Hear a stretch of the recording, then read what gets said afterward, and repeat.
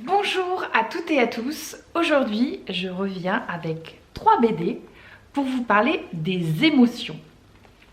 Alors pourquoi les émotions, c'est un sujet intéressant? Eh bien déjà parce qu'elles interviennent dans absolument toutes nos relations. Que ce soit nos relations avec les autres, mais aussi nos relations à nous-mêmes. On a tous vécu ça, le matin on se réveille, on se retrouve face au miroir de la salle de bain et on se trouve horrible. Et puis 2 jours plus tard, on se réveille, on va face au miroir de la salle de bain et on se trouve pas si mal. Et en fait, qu'est-ce qui s'est passé? Physiquement, on n'a pas radicalement changé. Et donc, qu'est-ce qui fait qu'on a une représentation aussi différente de nous-mêmes? Eh bien, la réponse se trouve au niveau des émotions. Et ça nous montre vraiment à quel point c'est important de comprendre comment les émotions fonctionnent à l'intérieur de nous pour en fait interagir avec le monde extérieur d'une manière plus consciente. Par ailleurs, je trouve souvent que les émotions sont mal considérées. C'est-à-dire que quand on parle d'émotions, on parle souvent de gérer les émotions, ou on parle de canaliser les émotions, contrôler les émotions. C'est un vocabulaire qui vient souvent avec le terme d'émotion. Je m'aperçois aussi que dans l'éducation patriarcale auquel on est tous soumis, il y a des émotions qui sont autorisées et d'autres pas. Les garçons ne sont pas du tout encouragés à pleurer et donc à exprimer la tristesse. Et pour les femmes, c'est plutôt la colère, où en fait une femme qui exprime de la colère, elle va vite être traitée soit d'hystérique, soit de trop émotionnelle justement. En fait, c'est comme si elle ne savait pas se contrôler. Cette émotion-là, elle n'est pas censée passer par l'expression d'une femme. Donc vous voyez qu'en fait il y a des émotions qui sont considérées comme acceptables ou pas acceptables, que c'est des choses qui en fait changent d'un sexe à l'autre, donc c'est même pas quelque chose d'accepté de manière globale, et ça dépend aussi de l'endroit où vous êtes. En entreprise, on nous dit souvent de laisser ses soucis à la porte d'entrée. Sauf que, est-ce que c'est vraiment possible? Non, parce que les émotions font partie intégrante de notre humanité. Donc quand on fait rentrer des êtres humains dans une entreprise, on ne peut pas leur demander de laisser leur humanité au vestiaire. Donc là aussi, c'est important de voir comment on peut retrouver des relations harmonieuses avec nos émotions, de manière à ce qu'on puisse, quel que soit notre sexe et quel que soit l'endroit dans lequel on se trouve, vivre en lien avec les autres et avec nous-mêmes. Alors qu'est-ce que j'ai aimé particulièrement dans ces 3 ouvrages? Eh bien déjà le format BD. Bon, vous allez me dire je suis pas très originale, c'est un format que j'adore, c'est vrai. Mais je vous avoue que concernant les émotions, je trouve que c'est particulièrement approprié. Pourquoi? Eh bien tout simplement parce que les émotions c'est quelque chose de intangible, quelque chose d'abstrait.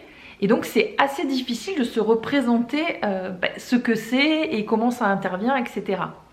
Le fait que ça soit une illustratrice qui ait pris en main le sujet, ça oblige à avoir une représentation visuelle. Donc ça oblige à une certaine vulgarisation des processus qui interviennent dans les émotions. Et c'est du coup beaucoup plus facile d'accès. Le parti pris de l'autrice, ça a été de partir de son histoire personnelle. Artmela, c'est une jeune femme plutôt introvertie qui, elle l'explique elle-même dans son histoire, se retrouve un petit peu inhibée par rapport à les relations qu'elle peut avoir avec les personnes extérieures. Elle se sent souvent en retrait, elle se met à l'écart, elle a du mal à être en lien avec les autres, au moins autant en lien qu'elle aimerait l'être. Donc il y a une frustration. Et donc cette quête naît de cette frustration. Elle se dit qu'il y a forcément quelque chose à faire et donc elle se met à chercher des ateliers qui vont lui permettre de se libérer un petit peu des résistances qu'elle sent en elle. Et donc là, c'est un des aspects qui est ultra intéressant de ces BD, c'est qu'elle va chercher des sources très différentes. Donc, il y a des informations qui viennent de la PNL, c'est-à-dire la programmation neurolinguistique. Il y a des choses qui vont venir de la CNV, donc la communication non violente. Il y a des choses qui vont venir de la neuroscience, même des fois un petit peu d'expérience un peu quantique. Donc, des représentations et des points de vue différents qui vont nous donner une vision assez complète de ce que peuvent représenter les émotions. Et du coup, on va pouvoir aussi trouver des représentations qui nous parlent plus ou moins. Artmela a aussi les qualités de son talent, on va dire, qui sont la narration. Elle a décidé de choisir des petits personnages qui sont très attachants, qui sont des animaux. Donc il y a un petit renard, il y a un petit cochon, voilà. Donc ça peut paraître assez enfantin, mais sincèrement, sur un sujet aussi complexe et aussi sensible que les émotions, je trouve que ça permet de comprendre de manière beaucoup plus simple ce qui se passe. C'est des histoires du quotidien qui sont reprises. Donc ça peut être des histoires de colloques, ça peut être des histoires de couples qui mettent en scène des situations dans lesquelles les émotions interviennent de manière importante. Afin que vous puissiez vous rendre mieux compte de ce qu'il y a dans ces 3 volumes, j'ai décidé de choisir un passage de chacune des BD pour vous montrer un petit peu à quoi ça ressemble. Donc le premier passage que j'ai trouvé vraiment super intéressant à vous partager aujourd'hui, c'est la carte des émotions qui vient du tome 1. La carte des émotions, c'est ce que nous offre Artmela à la toute fin, vous voyez, du volume, et qui permet en fait de mettre un mot sur les émotions que l'on vit. Et ça, c'est vrai que c'est une difficulté, c'est-à-dire que à part les 5 émotions qu'on voit dans Vice Versa, qui sont donc la joie, la colère, la tristesse, la peur et le dégoût, pour ce qui est de ce film de Vice Versa, si vous ne l'avez pas vu, je vous encourage à le voir, c'est vraiment génial. Eh bien, il y a quand même énormément d'autres des émotions. Et quand on nous demande ce qu'on ressent, on a parfois du mal à trouver le bon mot. Donc Artmela a recensé tous les mots. Vous voyez, il y en a bien plus que 5. Après, il y en a certainement d'autres, mais là, on a déjà un bon panel pour exprimer ce qu'on ressent. De manière à ce qu'on puisse trouver celui qui nous correspond à un instant T. Et pour nous aider, elle a séparé cette carte en 2 axes. Un axe qui est plus un axe axé sur d'un côté la fermeture, donc on se sent plutôt, on n'a pas envie d'aller vers les autres, on sent corporellement qu'il y a quelque chose qui se serre, à quelque chose qui est plus ouvert vers la droite. Et entre le bas et le haut, c'est une dimension énergétique, c'est-à-dire vers le bas c'est plutôt une énergie basse. Donc quand on va par exemple quelque chose de fermé et quelque chose avec une énergie basse, on est plutôt dans la peur. Quelque chose de ouvert, de souple, mais avec une énergie basse, on est plutôt dans la tristesse. L'énergie haute, ça va être des émotions comme la colère ou la joie. Et je pense que vous l'avez tous ressenti, quand on est en colère, on est souvent très énergisé, on exulte, enfin on a vraiment un mouvement d'énergie très forte. Et pareil pour la joie. Et donc je vais vous donner un exemple, par exemple là à cet instant, comment je me sens. Forcément, en termes d'énergie, je me sens plutôt en haute énergie. Je pense que vous le sentez aussi. Donc je suis plutôt soit dans la colère, soit dans la joie. Bon, a priori, je ne me sens pas particulièrement en colère, donc je suis plutôt dans la joie.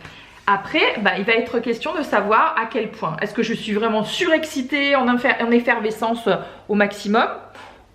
Quand même pas.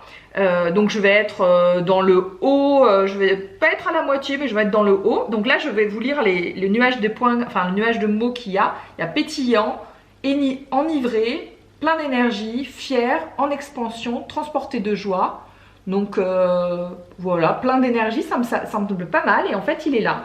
Donc en termes d'ouverture, c'est au milieu. Voilà, mais ça pourrait être aussi reconnaissant, plein de gratitude, comblé, plein d'espoir. Et là, on est encore un peu plus vers l'ouverture. Donc, une carte ultra utile qui est dans le premier tome. Dans le deuxième tome, je vous ai sélectionné une situation dans laquelle Artmela parle d'accueillir le non. Donc ça, c'est super intéressant parce que c'est en gros quand vous avez affaire à quelqu'un dans une relation auquel vous avez une discussion un petit peu houleuse et la personne vous dit non. Donc vous êtes en opposition. Et du coup, comment ça se passe émotionnellement? Et donc là, elle utilise la métaphore des arts martiaux. C'est-à-dire l'art martiaux qui dit, en gros, quand il y a une force opposée, on ne s'oppose pas à cette force, sinon ça casse en fait. Et au niveau des émotions, c'est exactement la même chose. C'est-à-dire que s'il y a quelqu'un qui vous agresse ou qui vous dit non, si vous, de votre côté, vous restez sur vos positions et que vous n'accueillez pas son émotion, ben en fait, vous allez être chacun de votre côté et la communication va être rompue. Alors que en utilisant la technique qu'elle explique, qui est inspirée des arts martiaux, eh bien en fait on va accueillir l'émotion de l'autre. La personne qui est en face de vous a le droit d'avoir un avis différent du vôtre, mais c'est pas pour autant que la communication a besoin d'être rompue. Au contraire, mais du coup on peut pas se mettre en résistance parce que sinon ça va amplifier la résistance de l'autre. Donc un sujet particulièrement intéressant qui est dans le tome 2. Et le tome 3, je vous ai sélectionné un point que moi je continue de creuser de mon côté. C'est le triangle entre, vous voyez, en fait qui explique un petit peu les mécanismes de défense que nous mettons en place pour protéger nos émotions. Parce que ce que Artmela a mis en lumière dans son enquête, c'est que souvent quand on est dans des situations émotionnellement très compliquées, c'est que ça vient toucher des endroits où on a été blessé dans le passé. Donc en fait les émotions, c'est pas uniquement les émotions qui nous assaillent à un instant T par rapport à une situation qui se passe, mais des fois ça vient toucher des émotions qu'on a eues dans le passé et qui sont réactivées par rapport à ça. Donc elle appelle ça la part exilée. Donc elle prend un exemple qui est le sien, qui est de dire quand elle était enfant, elle était toute petite, on lui a rendu une copie au milieu de toute la salle et elle avait 0. Et la maîtresse l'a humiliée, c'est-à-dire qu'elle lui a dit c'est nul, tu es nul, voilà. Et donc la réaction de son corps et de ses émotions par rapport à ça, c'était que c'est tellement fort et tellement dur pour elle qu'elle s'est coupée de cette émotion. Et cette émotion, c'est un peu comme si elle avait été mise sous le tapis, elle avait été enfermée dans une boîte. Et c'est ce qu'elle appelle la part exilée. Et cette part exilée, elle va être réactivée à chaque fois qu'on va se retrouver dans des situations similaires. Et donc se mettre en place des systèmes de défense. Les systèmes de défense, ça va être 2 autres parts de nous-mêmes qui se mettent en place. La première, c'est le manager. Oups, bon, je vous mettrai des photos. La première, c'est le manager. Donc le manager, lui, il agit en amont. C'est-à-dire, il se dit, hors de question qu'il y ait des situations, on se retrouve encore une fois dans la même situation. Donc ça va être une stratégie d'évitement. Elle donne des exemples, ça peut être une part qui sourit tout le temps, ou une part qui essaie d'être parfaite, une part qui met de la distance dans les relations, et ça va jusqu'à la part qui vous dit de carrément rester chez vous et de plus jamais interagir avec personne. Donc ça, c'est des mécanismes de défense pour protéger cette fameuse part exilée. Et le troisième élément de ce triangle de mécanismes de défense, ce sont les pompiers. C'est-à-dire que heureusement, on n'a pas trop de managers extrémistes qui nous laissent enfermer chez nous et on interagit quand même avec le monde. Sauf que ça veut dire qu'on peut se retrouver dans une situation qui réactive cette part exilée. Notamment, admettons qu'on soit en entreprise, dans une réunion, et puis là, tout d'un coup, le boss refait ce que cette maîtresse vous avait fait à l'époque, c'est-à-dire, il critique votre travail devant tout le monde en vous traitant d'incompétent. Donc là, clairement, ça fait bien plus que juste vous faire mal à l'instant T, ça vient réactiver une blessure profonde. Et donc, votre corps, on va dire, ou en tout cas votre intérieur, va réagir en allant chercher un pompier. Clairement, c'est comme s'il y avait un feu émotionnel et en fait, le pompier, il va chercher des moyens d'atténuer ce feu. Donc là, elle donne des exemples aussi. Ça peut être tout ce qui est consommation, donc aller faire du shopping, consommation aussi en termes de occupation mentale, donc des réseaux sociaux, les jeux vidéo, des films, qu'est-ce qu'il peut y avoir, des sports de l'extrême, tout ce qui fait diversion en fait par rapport à ces émotions va apaiser ce feu émotionnel. Et donc, on va avoir l'impression d'aller mieux, alors qu'en fait, c'est juste, on va dire, un espèce de pansement passager. Donc elle en parle au début du bouquin et c'est quelque chose qu'elle met en scène, elle explique dans des situations comment ça se passe, etc.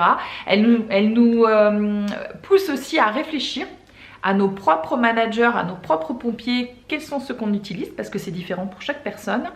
Et l'idée, évidemment, c'est de finir par comprendre quelle est la part exilée en nous pour l'accueillir et ne plus être doublement blessé quand on se retrouve dans des situations qui font partie de la vie, donc on ne peut pas éviter et pour lesquelles on n'a pas à souffrir une double peine à cause de cette part exilée que malheureusement on n'a pas su accueillir quand on était enfant. Voilà, j'espère que avec ces exemples, vous avez un panorama un petit peu de ce que vous pouvez trouver dans ces livres, que j'ai trouvé pour ma part particulièrement parlant. Donc je vous encourage à les avoir chez vous, à les relire autant que possible parce que moi ça fait déjà 3 fois que je les lis et à chaque fois j'ai l'impression de découvrir des choses parce qu'évidemment au niveau des émotions il y a savoir et puis il y a sentir à l'intérieur comment ça se passe et ça c'est vrai que c'est un apprentissage et qui se fait de manière progressive mais ces BD sont un bon moyen de monter en conscience par rapport à la façon dont on est capable, nous, de s'améliorer dans l'accueil de nos propres émotions. C'était Émotions, enquête et mode d'emploi, tome 1, tome 2, tome 3, aux éditions Pour Penser. Et l'autrice, c'est Artmela. Je vous souhaite une bonne lecture et surtout un rapport apaisé aux émotions.